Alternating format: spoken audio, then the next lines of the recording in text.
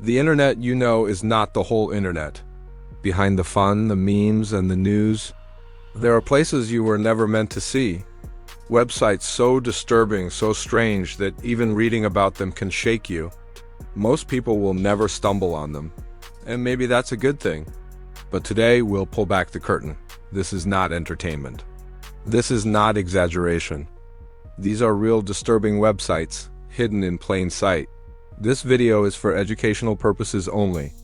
Let's begin with one of the most infamous. Website 1, the Cannibal Cafe in the late 1990s and early 2000s, a website quietly existed that horrified investigators. It was called the Cannibal Cafe. At first, it looked like a strange forum, but it was worse than that. It allowed people to discuss their darkest desires. People posted about cannibalism. Some claimed to want to eat human flesh. Others claimed to want to be eaten. It sounds unreal, but it was real. The site existed, and it had an audience. Most assumed it was fantasy, disturbing roleplay. But in 2001, a shocking crime proved otherwise. A German man named Armin Mays met someone through these discussions. They agreed to meet. And the man willingly became his victim. This case became world news. Armin Mays was arrested and later sentenced to life in prison. The Cannibal Cafe shut down. But its memory lives on as one of the most disturbing websites in internet history. It showed the darkest corners of human psychology, how the internet could connect people with horrifying desires, and how fantasy sometimes crossed into reality. After the Cannibal Cafe, the internet showed us something different. Not hidden in the deep web, but right there on the open internet.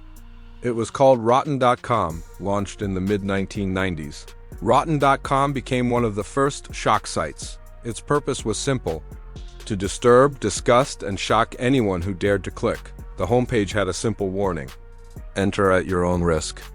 And inside was a gallery of horror. It hosted images of real accidents, autopsy photos, medical oddities, and graphic crime scene pictures. It wasn't hidden. It wasn't illegal to click. Anyone with a web browser could open it. Teenagers in the early internet age often stumbled upon it by accident. For some, it was curiosity. For others, it was trauma. Once you saw the images, you could never forget them. Rotten.com became a legend. People dared their friends to visit. Some even bragged about surviving the horror. But many were scarred by what they saw. Unlike the Cannibal Cafe, Rotten.com wasn't about secret conversations. It was about shock value. Pure, disturbing content delivered to millions. Parents and schools tried to block it, but that only made it more famous. The forbidden fruit effect. The more adults warned against it, the more kids wanted to see it. Over time, critics called it one of the sickest websites ever made. Others argued it had educational value. It showed medical images. It showed the harsh reality of death. But most visitors weren't there for education. They were there to be shocked. By the mid-2000s, the internet began to change. Social media grew. Advertisers wanted cleaner spaces. Rotten.com slowly faded away. Today, the site no longer works, but its legacy remains. It was one of the first websites to prove how disturbing the internet could truly be. Some who visited still remember the nightmares. Others look back with dark curiosity. But for all, Rotten.com represents a turning point. The moment the internet showed just how rotten it could be. After Rotten.com, the disturbing side of the internet didn't stop. It only went deeper. One site pushed the boundaries further than ever before. It was called bestgore.com. Launched in 2008, BestGore was not just another shock site. It was a library of real-world violence, raw and unfiltered. The site claimed it was about truth. It showed what mainstream media refused to show: graphic accidents, brutal crimes, uncensored war footage, executions. For some, it was disturbing beyond words. For others, it was curiosity. They wanted to see the raw reality of death. And BestGore gave it to them. The founder, Mark Marek, said his mission was education, to expose the world to the consequences of violence. But many critics argued it was exploitation, a gallery of human suffering packaged for clicks. One of the darkest moments in the site's history came in 2012. A video surfaced there that shocked the entire world. It was the infamous Luca Magnotta murder video. A Canadian man killed and dismembered his victim on camera. The footage appeared on Best Gore, and the internet was horrified. This event made headlines everywhere. Police investigations began. And suddenly, Best Gore wasn't just a hidden site. It was at the center of an international crime story. Mark Marek, the site's founder, was later arrested in Canada.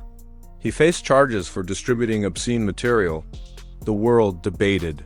Was he guilty of spreading violence? Or was he just documenting reality? For years, Best Gore stayed online. It became a dark hub, a place people whispered about, a site that parents warned their kids to avoid. But people kept visiting, out of fear, out of curiosity, or to see what no one else would show. Over time, governments cracked down harder. Advertisers refused to touch it. And after nearly a decade, Best Gore finally shut down. Today, the site is gone, but its legacy remains chilling.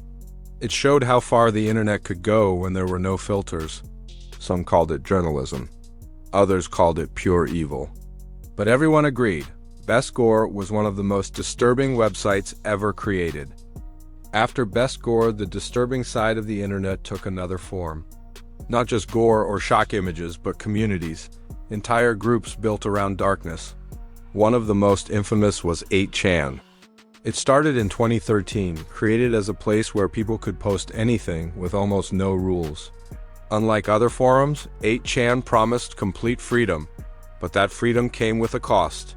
It quickly became a home for some of the most disturbing content imaginable.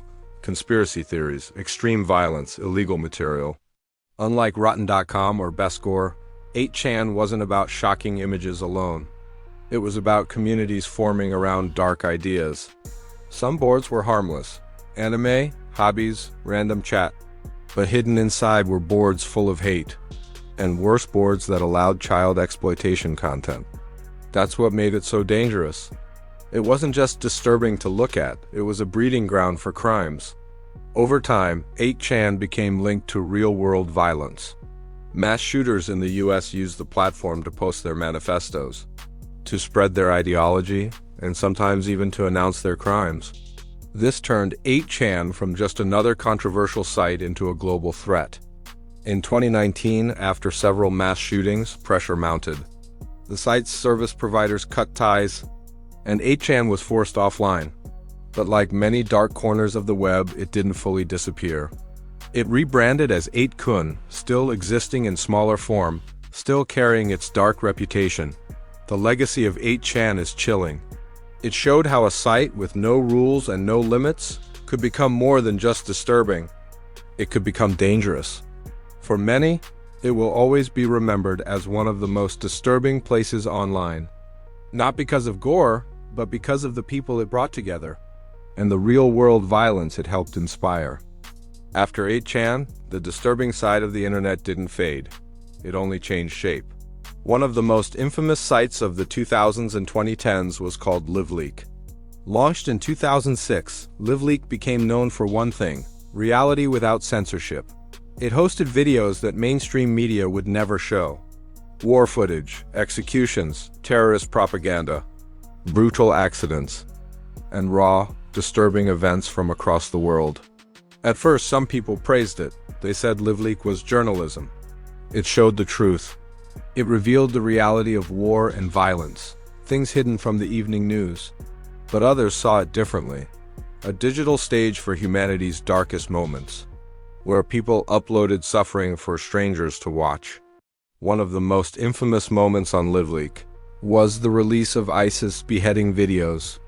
The world was horrified. Governments scrambled to block the site, but the videos spread faster than they could stop them. Over time, LiveLeak became legendary. People dared each other to watch. Some couldn't look away.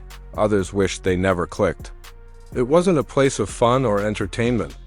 It was a place where reality was stripped bare, and reality was often cruel. For years, LiveLeak stood as the internet's darkest mirror. But in 2021, the site suddenly shut down. No warning, no explanation, it simply vanished. For some, it was relief. For others, disappointment. But for all, it marked the end of an era. LiveLeak proved that disturbing websites weren't always hidden in the shadows. Sometimes, they were right in front of us, and millions clicked anyway. And now we return to the bigger question: why do these sites exist? Why do people keep visiting them, even when they know they'll be disturbed? Some say it's curiosity, the forbidden fruit effect. Others say it's fear, a way to face death without facing it themselves. And some claim it's about freedom, the right to see reality without filters. But whatever the reason, one truth remains clear. The internet is not just a place of fun, memes, and entertainment. It's also a place that can scar you for life. The Cannibal Cafe, Rotten.com, Bestgore, 8chan, LiveLeak, 5 names. 5 reminders that the internet has a dark side, and once you see it, you can't unsee it. So next time you click a mysterious link, remember this: curiosity can open doors that can never be closed again.